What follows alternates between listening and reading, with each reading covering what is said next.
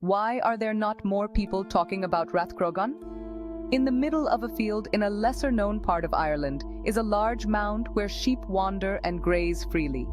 Had they been in that same location centuries ago, these animals might have been stiff with terror, held aloft by chanting, costumed celebrants while being sacrificed to demonic spirits that were said to inhabit nearby Owenagat Cave. This monumental mound lay at the heart of Rathcroghan, the hub of the ancient Irish kingdom of Connaught. The former Iron Age centre is now largely buried beneath the farmland of County Roscommon. In 2021, Ireland applied for UNESCO World Heritage status for Rathcroghan. It remains on the organization's tentative list.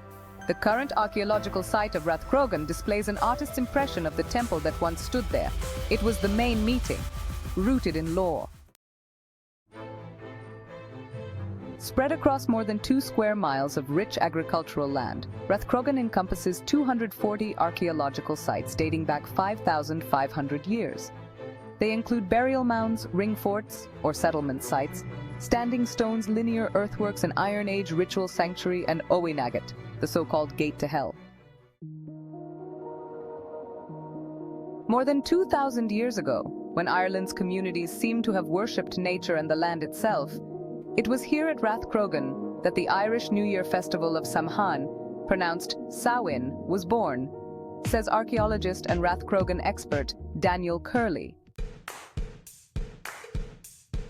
In the 1800s, the Samhain tradition was brought by Irish immigrants to the United States, where it morphed into the sugar overload that is American Halloween.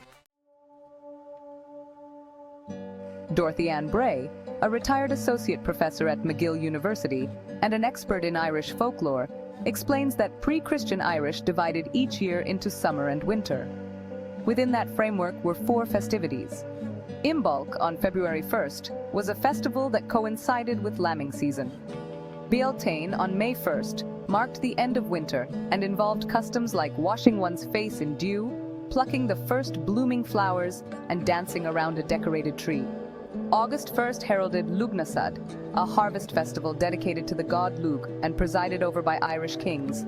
Then, on October 31st, came Samhain, when one pastoral year ended and another began. Rathcroghan was not a town, as Connaught had no proper urban centres and consisted of scattered rural properties. Instead, it was a royal settlement and a key venue for these festivals. During Samhain, in particular, Rathcroghan was a hive of activity focused on its elevated temple, which was surrounded by burial grounds for the Connaughta elite. Those same privileged people may have lived at Rathcroghan.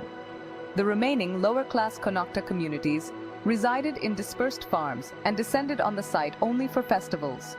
At those lively events, they traded, feasted, exchanged gifts, played games, arranged marriages, and announced declarations of war or peace.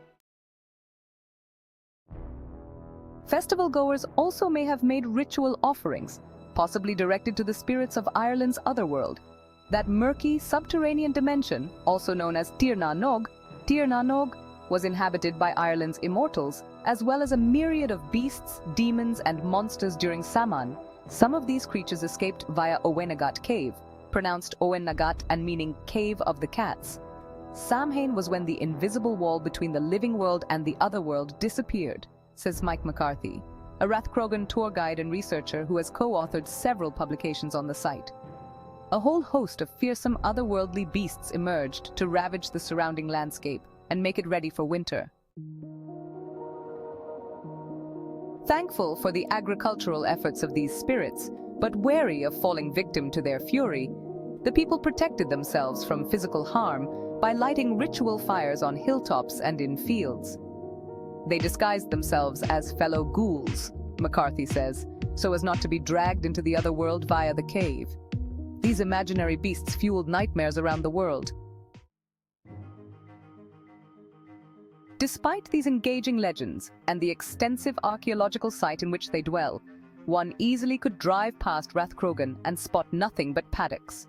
Inhabited for more than 10,000 years, Ireland is so dense with historical remains that many are either largely or entirely unnoticed. Some are hidden beneath the ground, having been abandoned centuries ago and then slowly consumed by nature. Make the background, share and subscribe for more fascinating explorations of Ireland.